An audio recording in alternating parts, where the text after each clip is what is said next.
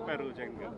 ఏం జరిగింది? శుభ్రంగా మంచి మీటింగ్ చెప్పారు, జాగ్రత్తగా పనిచేసుకోండి అని చెప్పారు, తొందరగా కమిటీలు పూర్తి చేయమని చెప్పారు. గ్రామస్థాయి నుంచి ఎవరైతే ఇప్పుడు నియోజకవర్గ ఇన్ఛార్జీలుగా మీకు బాధ్యతలు అప్పచెప్పి మీకు హోదా ఇచ్చి పార్టీ కోసం పనిచేయమంటే మీరు హుషారుగా ఎలా అయితే పనిచేస్తున్నారు, అలా కాకుండా మీకు ఏ హోదా ఇవ్వకుండా మీరు పనిచేయండి తర్వాత చూద్దాం అంటే మీ మనసు ఎలా ఇబ్బందిగా ఉంటుందో, అలాగే గ్రామ స్థాయిలో కార్యకర్తలకు కూడా మీరు ఏ హోదా ఇవ్వకపోతే కనుక రోజు పార్టీ కార్యక్రమాలకి వాడుకొని హోదాలు ఇవ్వకపోతే బాగోదు. కాబట్టి మీరు కూడా ఆలోచించండి.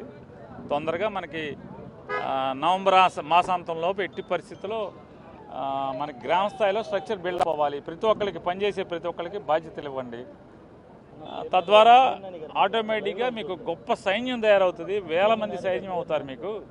కాబట్టి తొందరగా పార్టీ స్ట్రక్చర్ పూర్తి చేయండి అని చెప్పారు. డిజిటల్ బుక్ ఒకటి లాంచ్ చేస్తారు అంటే దాని గురించి అంటే మీకు చెప్పిన సమాచారం? దాని గురించి కార్యకర్తల కోసం డిజిటల్ బుక్ అనేది, అదే కార్యకర్తలకు ఒక శ్రీరామ రక్ష డిజిటల్ బుక్ అనేది. అంటే శ్రీరామ రక్ష అని పెడితే మళ్ళీ బీజేపీ కూడా ఇంకోడో మతం గీతం అంటారు. కాబట్టి చెప్తాం మనందరం సాంప్రదాయబద్ధంగా మనం నమ్మేది శ్రీరామ రక్ష అంటే ఏంటి, ఎళ్ళవేళ మనం నిశ్చింతగా ఉండటానికి ఆ నామాన్ని జపిస్తాం శ్రీరామ రక్ష అని. ఆ డిజిటల్ బుక్ అనేది వైఎస్ఆర్ కాంగ్రెస్ పార్టీ వాళ్ళందరికీ కూడా ఒక శ్రీరామ రక్ష లాంటిది. అంటే ఎవరైతే ఇవాళ గడిచిన సంవత్సరంన్నర కాలంగా వైఎస్ఆర్ కాంగ్రెస్ పార్టీ కార్యకర్తల్ని వేధిస్తున్నారో, వాళ్ళ ఆస్తులు ధ్వంసం చేస్తున్నారో, వాళ్ళ ఇల్లు ధ్వంసం చేస్తున్నారో, వాళ్ళని భౌతికంగా దాడులు చేస్తున్నారో, హింసిస్తున్నారో, హత్యాయత్నాలు చేస్తున్నారో, ఇలాంటివన్నీ కూడా ఫోటోలతో సహా అప్లోడ్ చేయటం. అలాగే ఏ అధికారులు అయితే తమ పట్ల అమానుషంగా ప్రవర్తిస్తున్నారో, ఏ అధికారులు అయితే తమకు అన్యాయం చేస్తున్నారో, జరిగిన అన్యాయం ఏంటి, ఇలాంటివన్నీ కూడా అప్లోడ్ చేయండి. ఖచ్చితంగా అప్లోడ్లో సర్వర్లో అవన్నీ కూడా రిజిస్టర్ అయి ఉంటాయి, రికార్డ్ అయ్యి ఉంటాయి. ఖచ్చితంగా చట్టపరంగా ఎక్కడున్నా వారు రిటైర్ అయినా లేదా వారు రిటైర్ అయ్యి వేరే రాష్ట్రాల్లో ఉన్నా లేదా వేరే దేశాల్లో ఉన్నా కూడా చట్టం మేరకు చట్టానికి లోబడి చట్టం చేత వారందరినీ కూడా శిక్షించేలాగా ఏర్పాటు చేసి తద్వారా కార్యకర్తల్లో ఒక సంతోషాన్ని, ఎస్ నాకు న్యాయం జరిగింది, నాకు అన్యాయం చేసిన వాడికి శిక్షించడం ద్వారా నాకు న్యాయం జరిగింది అనేటువంటి సంతోషం లభించేదానికి, న్యాయాన్ని అందజేసేదానికి వారికి తగిన ఏర్పాటు చేయటం అనేది ఈ డిజిటల్ బుక్ అనేటువంటి కార్యకర్తలకు, వైఎస్ఆర్ కాంగ్రెస్ పార్టీ కార్యకర్తలకి శ్రీరామ రక్ష అని చెప్పి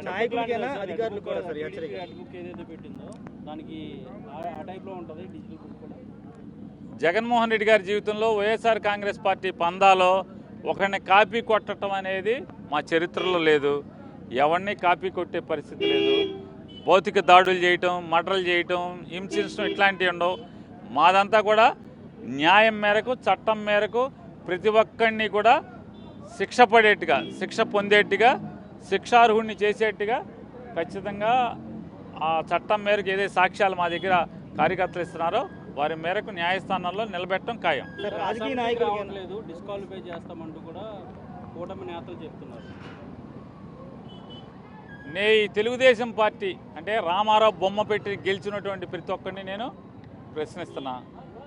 89 నుంచి 94 దాకా నందమూరి తారక రామారావు గారు 4 సంవత్సరాల 9 మాసాలు అసెంబ్లీ మొహం చూడల, అసెంబ్లీ మెట్లెక్కల. కానీ ఆయన ప్రతిపక్ష హోదా తీసుకున్నాడు, ప్రతిపక్ష నాయకుడు జీతం తీసుకున్నాడు. మరి అటువంటి రామారావు గారి కింద ఆయన బొమ్మ పెట్టుకు మీరు బతుకుతున్నారు కదా, ఆయన బొమ్మ పెట్టుకు మీరు ఓట్లు అడుక్కుంటున్నారు కదా. ఇప్పటికి చంపిన వాళ్ళు కూడా, అంటే ఆయన చావుకు కారణమైన వాళ్ళు కూడా దండలేసి దండాలు ఎడుతున్నారు కదా. 2 సంవత్సరాల పాటు జీతాలు తీసుకుని, ప్రతిపక్ష హోదా తీసుకుని, పిఏల్ని తీసుకుని, అన్నీ తీసుకుని మరి నారా చంద్రబాబు నాయుడు 2 సంవత్సరాల పాటు మానేశాడు కదా.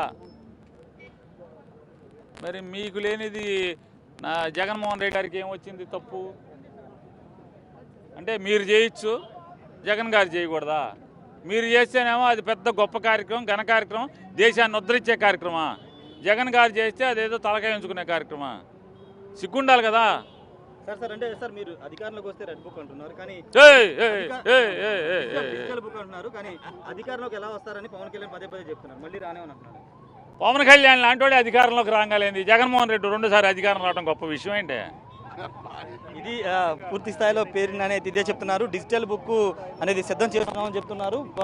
పూర్తి స్థాయిలో ఎవరైతే ఇప్పుడు ఈ 5 ఏళ్లలో ప్రజల్ని, ముఖ్యంగా గ్రామ స్థాయి నుండి మండల స్థాయి వరకు ఎవరైతే ప్రజల్ని ఇబ్బంది పెడతారో వాళ్ళ పేర్లు డిజిటల్ బుక్లో ఉంటాయి. వచ్చిన తర్వాత అధికారులకు వచ్చిన తర్వాత వాళ్ళు ఎక్కడికి వెళ్ళినా, ఏ దేశం వెళ్ళినా తిరిగి తీసుకొస్తాము, చట్టపరంగా చర్యలు తీసుకుంటామని వైసీపీ నేతలు చెప్తున్నారు. కొంచెం సమావేశంలో జగన్ చాలా ఘాటుగానే చెప్పినట్టు తెలుస్తుంది. ప్రతి కార్యకర్తకి అండగా ఉండాల్సిన అవసరం ఉంది. ఇప్పుడు ఎవరైతే కేసులను ఎదుర్కొన్నారో, ఎవరైతే ఇబ్బందులు ఎదుర్కొన్నారో వాళ్ళందరి పేర్లు డిజిటల్ బుక్లో రాయండి.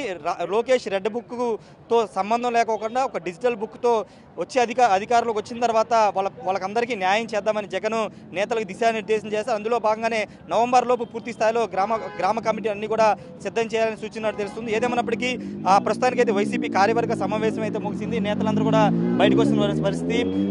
డిజిటల్ బుక్ అనేది ఇప్పుడు వైరల్గా మారిందని చెప్పాలి. ఎందుకంటే లోకేష్ రెడ్ బుక్తో ఇప్పుడు 5 ఏళ్లలో పాలన చేస్తుంటే వచ్చే 5 ఏళ్లలో పూర్తి స్థాయిలో 5 ఏళ్ళు ఎవరైతే ఇబ్బందులు ఎదుర్కొన్నారో వాళ్ళకి సంబంధించిన డిజిటల్ బుక్ అనేది తీసుకొస్తున్నామని చెప్తున్నారు. ఖచ్చితంగా డబల్ రియాక్షన్ ఉంటుందనేది వైసీపీ నేతలు చెప్తున్నారు. తప్పు చేసిన ఎవరిని వదిలిపెట్టేది లేదు, వాళ్ళ పేర్లన్నీ కూడా డిజిటల్ బుక్లో ఉంటాయని, దానికి సంబంధించినటువంటి ఒక వెబ్సైటు, ఫోన్ నెంబర్ కూడా ఇచ్చారు. దానికి ఎవరైనా బాధితులు, ఎవరైనా నియోజకవర్గాల్లో కానీ, మండలాల్లో కానీ, జిల్లాల్లో కానీ ఇబ్బందులు ఎదుర్కొంటే, నాయకుల వల్ల, అధికారుల వల్ల ఇబ్బందులు ఎదుర్కొంటే వాళ్ళు నేరుగా దాంట్లో డిజిటల్ బుక్లో పేరు నమోదు చేసుకోవచ్చు.